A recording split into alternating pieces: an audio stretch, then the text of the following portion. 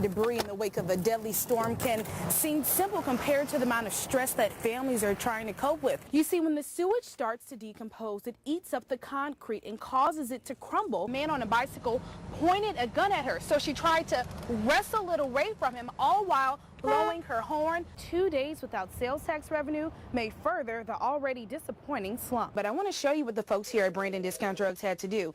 You see this box right here? He was secretly watching 3 Manchester teens taking a shower. But this rapid response vessel, also known as the oil piranha, can skim up to 6,000 gallons of oil in just an hour on erasing graffiti for good. The snow is falling. I'm pretty happy because I didn't want to wear my snow boots for nothing. We're here in the heart of Crystal Springs. You can see there's some teenagers that kind of got in the parking lot here. Across the street, there was a couple going through his belongings, trying to steal what valuables they could. These Saints fans are really fired up. So happy to see a Super Bowl win from the Saints. From heat to rain, we've seen it all today, and more is on the way for the weekend. You're watching My 601 on My 35. We're powered by Fox 40 News. Michael Olowoaki's parents hold tight to a picture of their son with his newborn baby boy. Even when trouble was coming, he'd smile and walk off. But trouble walked up to Michael at this Texaco gas station Sunday morning. He was filling up on his way to church when someone shot him. The bullet pierced his side. A bystander called his brother Anthony. He rushed to the scene. He was still breathing. He was like, and so he grabbed him by the shirt and said, hold on, hold on, hold on, hold on. A sign of hope. An AMR ambulance was just a block away, but they would not come any closer. You see, AMR has a policy to stay away from potentially violent scenes until they get the all clear from police.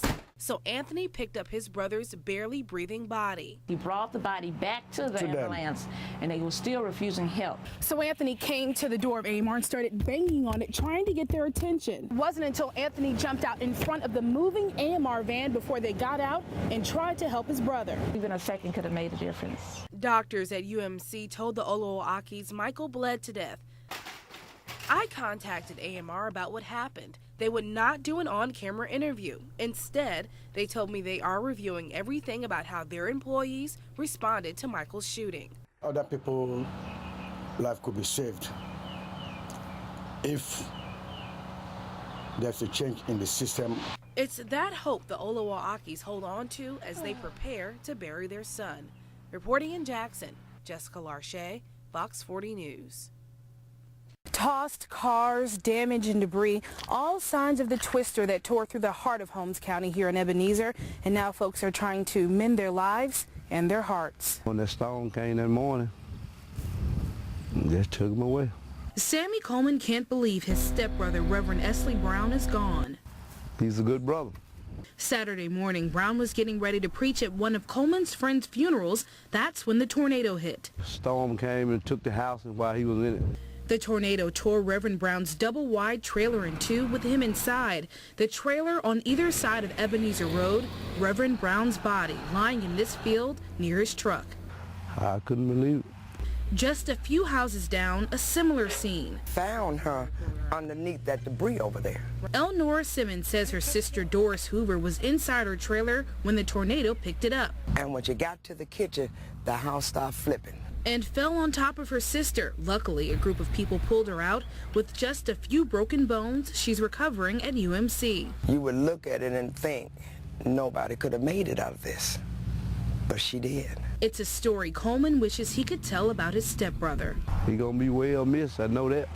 And as people work to patch up their property, they hope they can patch up the heart of Holmes County. Reporting in Holmes County, Jessica Larche, Fox 40 News. From cuts to your child's education.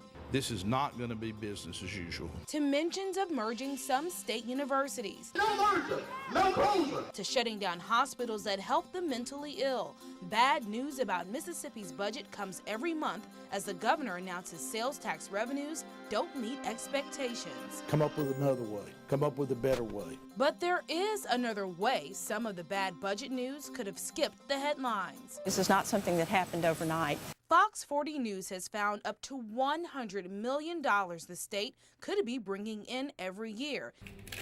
It's the 7% you see on receipts that isn't getting from some businesses to the state. That's not fair to you or me. Everybody should be carrying their rightful load. Kathy Waterbury is the spokesperson for the State Tax Commission.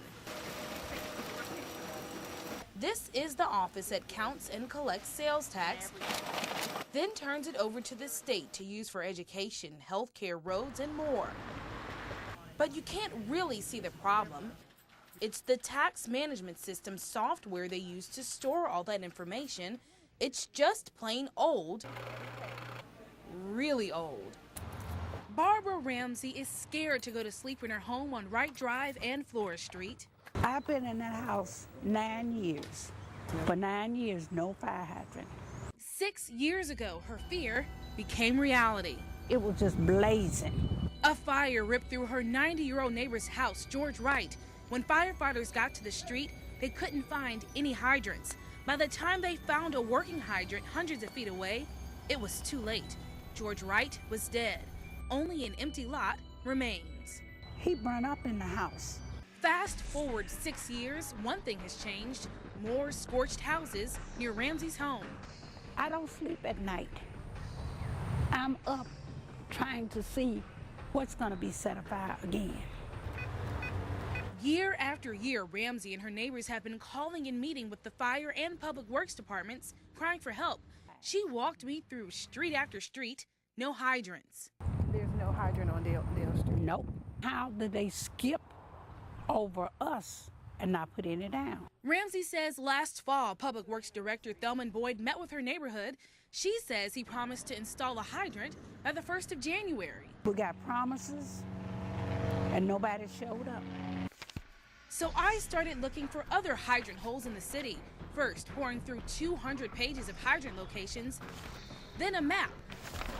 The little red dots represent fire hydrants, and there it was, a city annexed area in the northwest corner, not one single hydrant marker. So I came straight to the annexed portion of Jackson off West County Line Road and Cynthia Road, armed with my papers of fire hydrants. And we drove around for miles and miles, and there is not one. And taxpayers say their life is on the line. No fire hydrant. If the house catches fire, we just gone.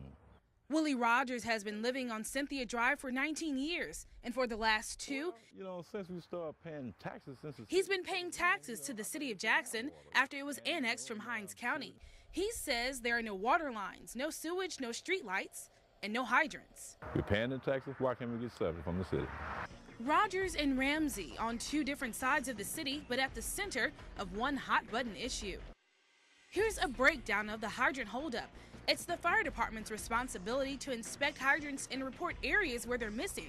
Then it's up to the Public Works Department to install the hydrants. Jackson Fire Department spokesman Chief R.D. Simpson says they've turned over the list of areas in need more than once. Well, in our business, seconds are eternities.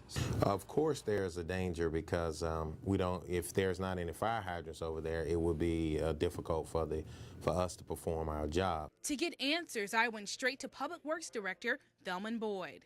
Is it going to take someone else dying in a fire to get fire hydrants in that area? We are in the process of installing a fire hydrant in that location, so they will have sufficient fire protection.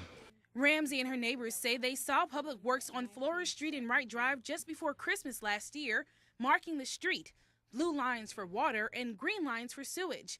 3 months later, just lines, no hydrants.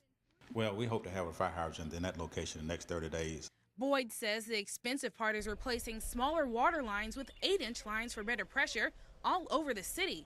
It costs millions, and he says that's the reason for the 6-year holdup in Georgetown. But back in the annexed area, Boyd admits there are no fire hydrants located there. We have a 5-year plan as funding become available to extend fire hydrants to those annexed areas. 5 years, Willie Rogers says he'll live in fear. It's hard to get somebody out here, and that makes a person feel real scary. A scary reality Ramsey says she's willing to see through until she can sleep at night. And I am going to stick it out. I'm determined. Now, Public Works Director Thelman Boyd tells me there will be a hydrant on Miss Ramsey Street in 30 days, and that's exactly where I'll be to see if that promise is kept. Kathy.